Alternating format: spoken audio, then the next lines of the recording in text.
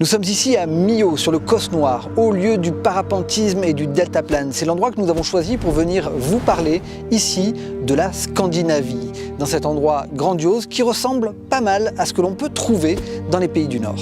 Comme vous, la Scandinavie nous a fait rêver, nous avions même prévu d'aller jusqu'au Cap Nord. Malheureusement, la tournure qu'a pris notre voyage ne nous a pas permis de monter aussi loin. Néanmoins, ça nous a permis de faire nos premiers pas dans ces pays du Nord, dans cette Scandinavie totalement inconnue pour nous. Et nous allons vous dresser une quinzaine de conseils qui vont être assez précieux et si vous restez jusqu'à la fin, vont vous permettre d'économiser quelques précieux euros.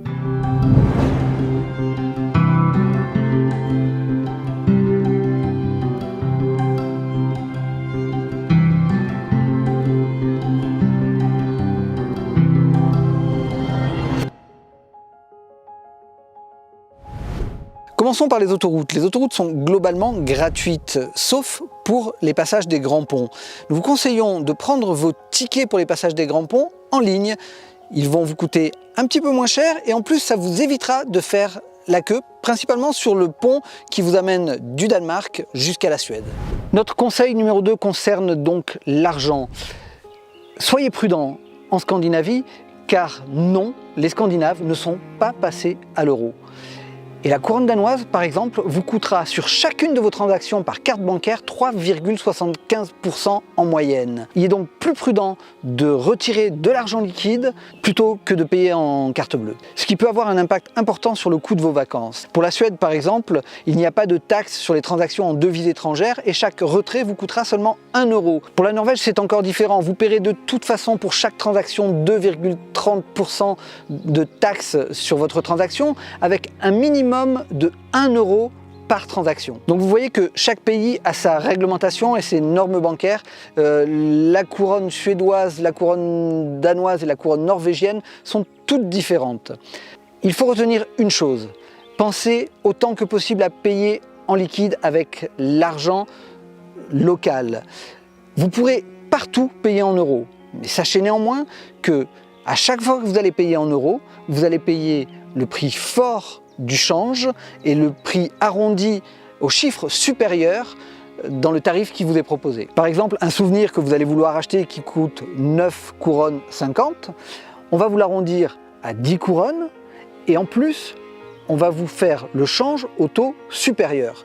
Donc vous allez perdre sur les deux tableaux.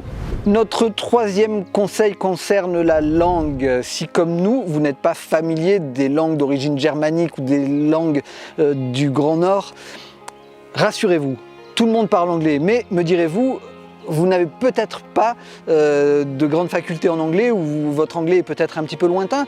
Néanmoins, il est assez facile de pouvoir discuter avec les gens. Et puis vous allez trouver un allié particulièrement sympa, c'est votre téléphone, dans lequel vous allez pouvoir aller sur internet et trouver un dictionnaire qui s'appelle Glosby. Alors, évidemment, ça ne va pas vous permettre de parler du jour au lendemain une langue scandinave, mais par contre, ça va vous permettre de pouvoir indiquer aux gens ce que vous cherchez ou de pouvoir, dans les magasins, lire des étiquettes, des affiches, ce qui va vous permettre de toute façon de pouvoir vous orienter et de pouvoir comprendre ce qui se passe autour de vous. Point numéro 4 que nous allons aborder, c'est la nourriture. Sachez que les Scandinaves ne se nourrissent pas du tout de la même manière que nous. En gros, si vous avez rêvé d'une petite auberge au fond d'un fjord, vous allez en trouver très peu. Bien souvent, ça ne sera ouvert que le midi et c'est relativement cher, pas très bon. Sinon, dans les grandes villes, vous avez plein de restaurants gastronomiques. La grande cuisine marche très très bien. Mais pour ce qui est de ce qui nous concerne, c'est-à-dire le voyage, vous allez être un petit peu déçu. À savoir que il y a très peu, voire pas de boulangerie. On trouve que du pain sous diverses manières que l'on connaît chez nous sous la forme des Vasa par exemple, pour ne pas les citer, mais c'est une marque parmi tant d'autres. C'est ce qui va constituer un petit peu la base de la nourriture, que ça va servir à faire des tartines. Alors il y a des pains ronds, il y a des pains secs, il y a des pains un peu plus moelleux, mais grosso modo ça va être des espèces de wraps, des espèces de tartines dans lesquelles on va rentrer de la charcuterie industrielle, dans lesquelles on va rentrer de la nourriture en tube, je vous assure. de la nourriture en tube que l'on va tartiner comme ça, que l'on va mettre sur des pains diverses. Ça va être des crudités, mais c'est des crudités importées. Là-bas, il n'y a que très peu de culture, donc tout est importé. Ça va être principalement pour les plats chauds, des pommes de terre, beaucoup de pommes de terre, de la crème fraîche et puis des boulettes de viande, des choses comme ça. Mais rien de très fin, rien de très sympa. On ne va pas trouver du saumon à tous les repas, on va en trouver un petit peu dans certains endroits, mais ça ne va pas faire partie des choses qu'on va voir. On va trouver plutôt du hareng ou des choses comme ça. Il y a quelque chose qu'on va retrouver partout en Scandinavie et qui est plutôt sympa, je parle pour la saison d'été, hein, c'est de la nourriture au bord des routes. C'est-à-dire que partout, les gens ont chez eux un petit peu des ruches, un petit peu des arbres fruitiers, des choses comme ça, ou des poules. Et sur le bord des routes, vous allez pouvoir trouver des petites maisonnettes dans lesquelles il y a des produits. Et vous allez simplement pouvoir vous arrêter et acheter un pot de miel, vous sortez votre argent, vous le mettez dans un pot qui est là et le soir les gens viennent récupérer leur argent et remettre des choses à l'intérieur. Donc faire ces courses, ça peut se dérouler parfaitement au bord des routes comme ça pour ramener des petits produits locaux qui seront frais et bio. Le cinquième point que je voulais aborder avec vous, je vais revenir sur le pain et sur les boulangeries. Grosso modo, sachez que vous allez trouver principalement des pains industriels dans les supérettes et vous allez trouver quelques boulangeries dont le pain est, comment dire, d'une qualité plutôt incertaine et plutôt très chère. En termes de pâtisserie, c'est un petit peu pareil. Les pâtisseries sont soit très sucrées, soit très peu sucrées. Et la pâtisserie que l'on va retrouver partout en Scandinavie s'appelle le kanelbullar. C'est une espèce de brioche à la cannelle et au sucre qui est, il faut le dire, agréable la première fois, mais on s'en lasse assez vite.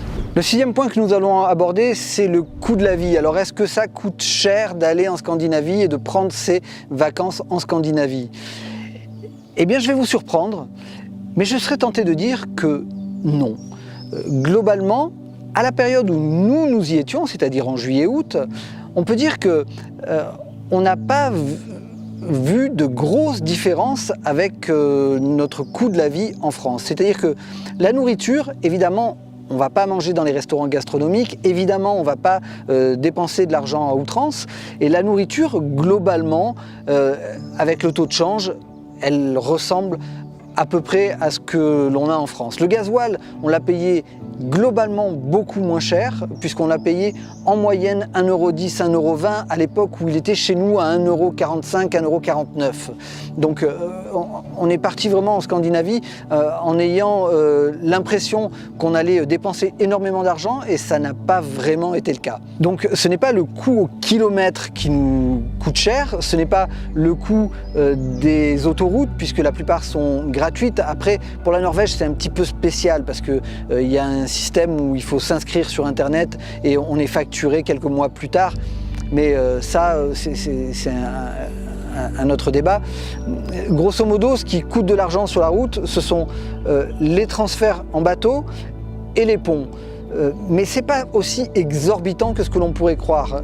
Le problème, c'est que, par exemple, sur la Norvège, des transferts en bateau, il va y en avoir beaucoup. Alors, c'est pas des grosses sommes, c'est à chaque fois du 20 €, par exemple, ou 20-30 € pour faire passer un camping-car de la taille du nôtre, c'est-à-dire 7,50 m. Voilà, on peut aussi contourner en passant par la route, on n'est pas non plus obligé de prendre tout le temps le ferry. Après, c'est juste une question de timing dans votre voyage. Autre point qu'il faut connaître, c'est sur les vins et alcools. Hormis au Danemark, où vous allez pouvoir en trouver encore un petit peu à des prix, on va dire, raisonnables, sur la Suède et la Norvège, si vous n'avez pas fait le plein de vos soutes avant de partir, vous allez être très surpris. On n'achète pas ni de vin ni d'alcool dans les supermarchés. C'est réservé à des organismes d'État, des magasins d'État, dans lesquels les prix vont totalement vous affoler. Premièrement, vous trouverez très peu de vin français. Et pour vous donner un ordre d'idée, des vins bas de gamme comme la pelure d'oignon ou des choses comme ça coûtent en moyenne 40 €. Je vous garantis que vous n'avez pas envie de mettre 40 € dans une telle bouteille. On va trouver globalement des vins italiens, très peu de vins espagnols, très peu de vins français et beaucoup de vins du Nouveau Monde, c'est-à-dire Afrique du Sud, Australie, Nouvelle-Zélande. À Camp-des-Vignes, en Scandinavie, avec le réchauffement climatique, ça pourrait peut-être bien arriver plus tôt que ce qu'on imagine. Le 7e point que nous souhaitions aborder, c'est que faire avec des enfants en Scandinavie.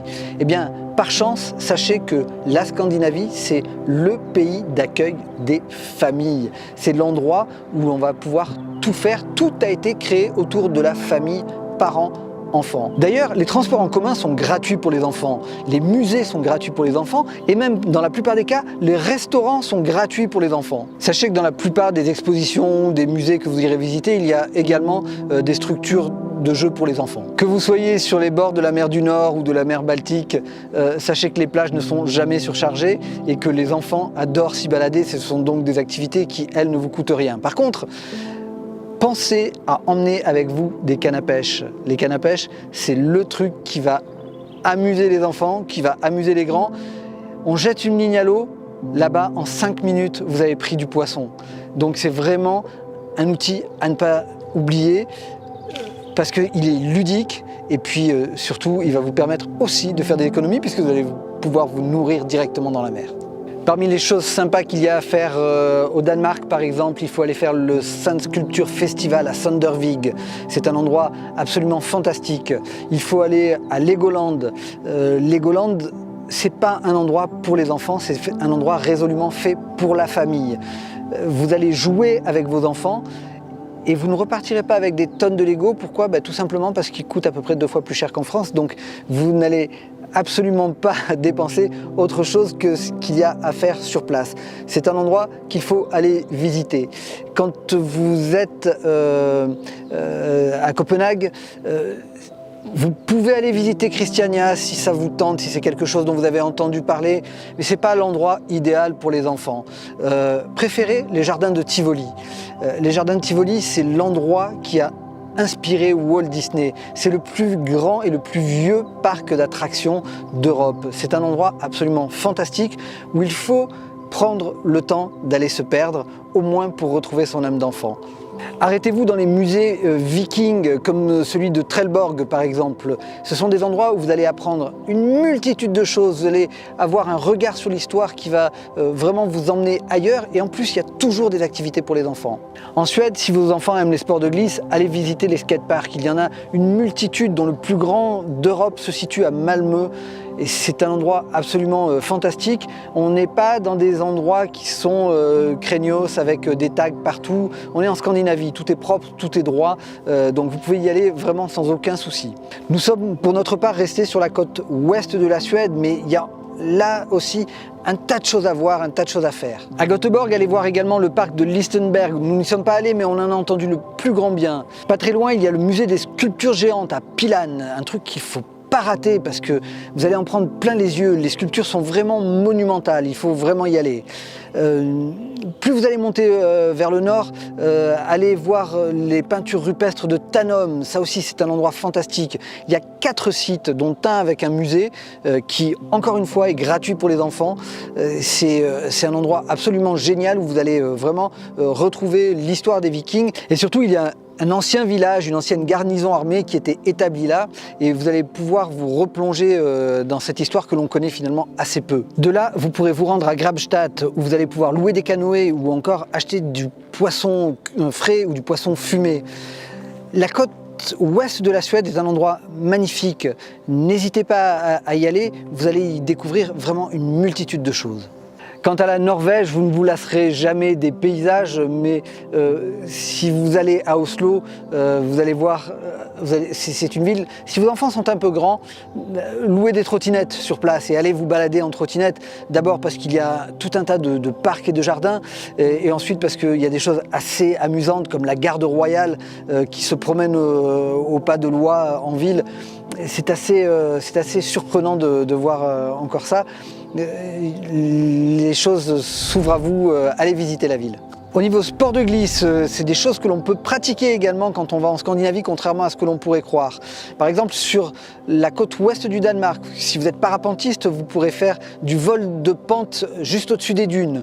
Vous allez pouvoir faire du kitesurf dans les vagues, toujours sur cette côte ouest. À Videsand, on a pu faire du wakeboard dans un parc où il y a un très beau cable park où il faut vraiment aller. Il y a un très joli spot de flat également à Ribobink, un petit peu plus au nord. Et il y a tout un tas de spots tout le long de la côte jusqu'à la pointe nord du Danemark. Nous, on a également réussi à faire du kite au sud de Copenhague, dans un endroit assez fantastique où tout est très surprenant. On a la piste de décollage de l'aéroport où il y a un avion qui décolle toutes les 2 minutes. C'est très spectaculaire, il vous passe juste au-dessus de la tête et nous on navigue dans 20 cm d'eau, une eau où vous avez besoin d'une combinaison légère ou d'un shorty. Oui, c'est étonnant, mais en Scandinavie, on ne meurt pas forcément de froid en été. Le point numéro 9 concerne le camping et vous l'aurez compris, on n'est pas tous égaux devant le camping. Au Danemark par exemple, utilisez l'appli Park4Night. On vous met tous les liens dans le blog de description, ne l'oubliez pas. Au Danemark, les autorités sont pas très cool avec le camping sauvage. Donc il y a certains spots qui existent. Rappelez-vous qu'il faut toujours tout laisser clean derrière soi. L'astuce consiste à utiliser ce qu'on appelle le quick stop. Le camping au Danemark coûte en moyenne entre 45 et 65 € par jour. Autant dire que c'est un vrai budget.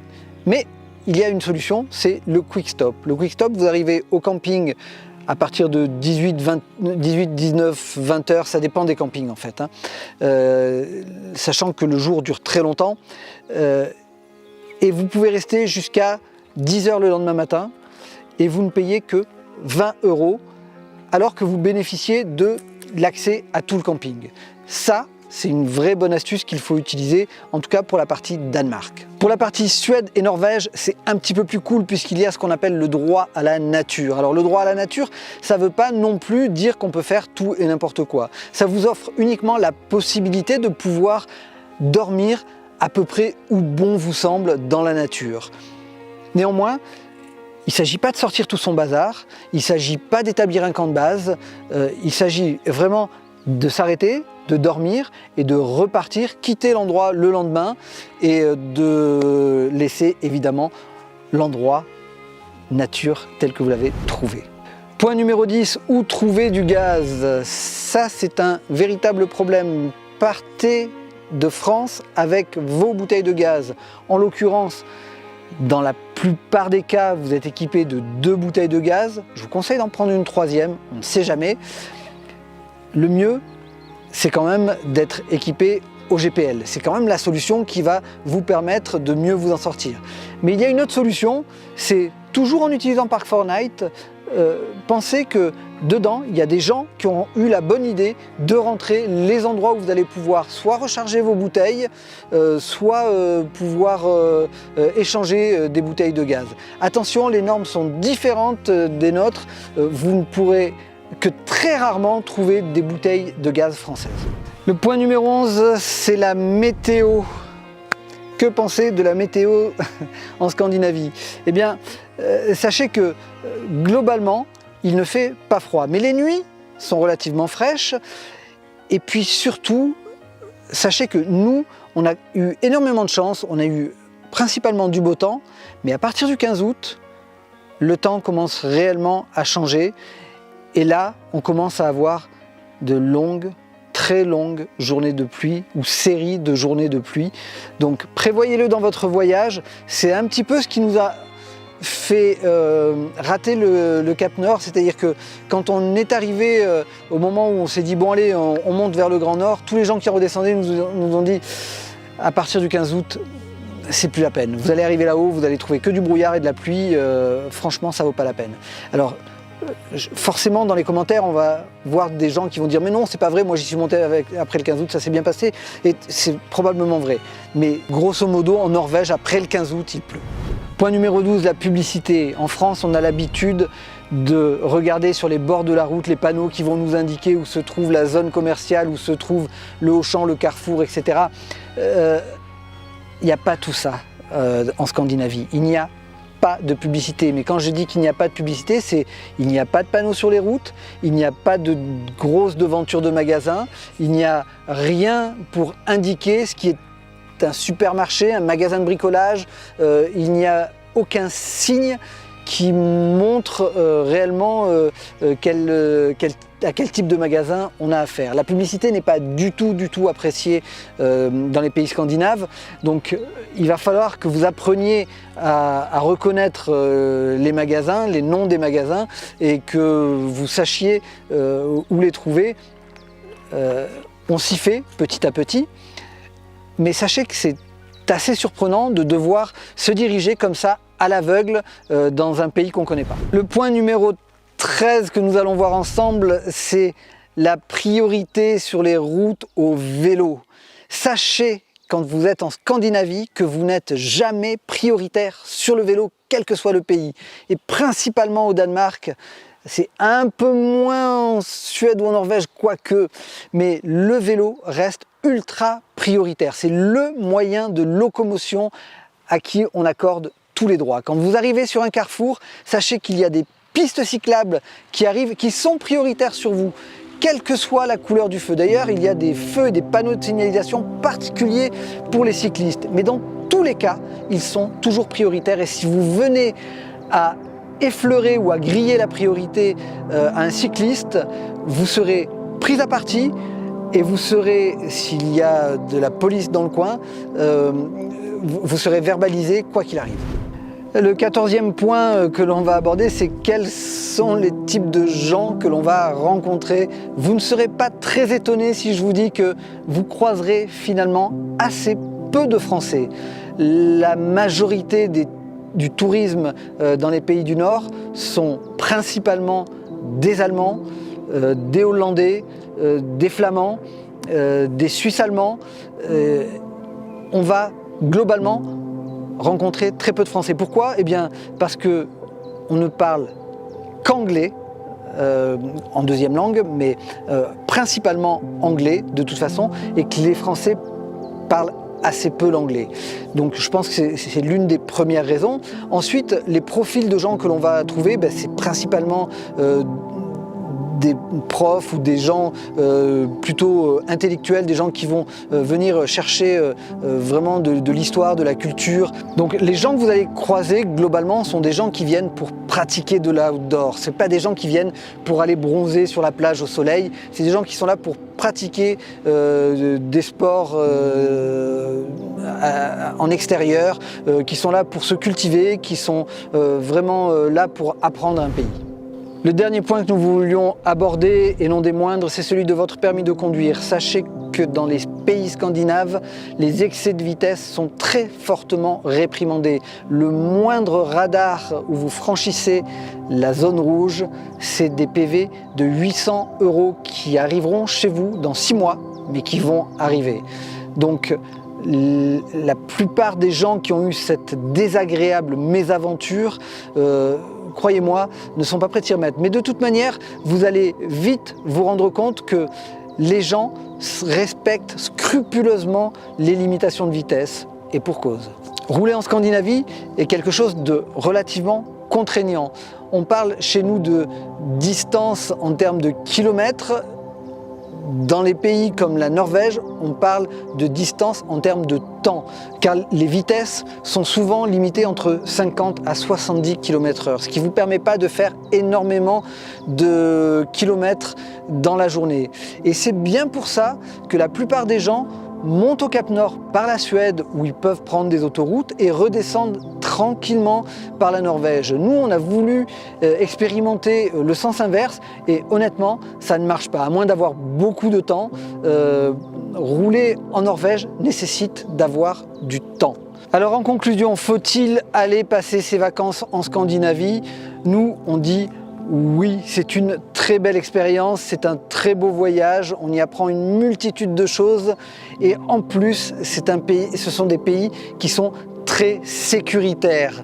Là-bas, Quand quelque chose vous appartient, ça n'appartient qu'à vous. Personne ne viendra vous le prendre. Si vous oubliez votre portefeuille sur un banc, vous pouvez revenir 24 heures plus tard, il sera toujours sur le banc ou au pire, au poste de police le plus proche. Mais personne n'aura fouillé dedans. Je ne parle pas évidemment des grandes villes. Il y a forcément des gens qui vont venir mettre en commentaire « Oh, c'est pas vrai !» Mais globalement, ce sont des pays qui sont super sécurisés et très agréables. Nous, en attendant, on va poursuivre notre route, on va peut-être aller s'envoler un de ces quatre avec un parapente ou un deltaplane. On va voir, on va en tout cas continuer à essayer de partager avec vous nos voyages, nos envies, les plus belles découvertes et on vous dit à très bientôt.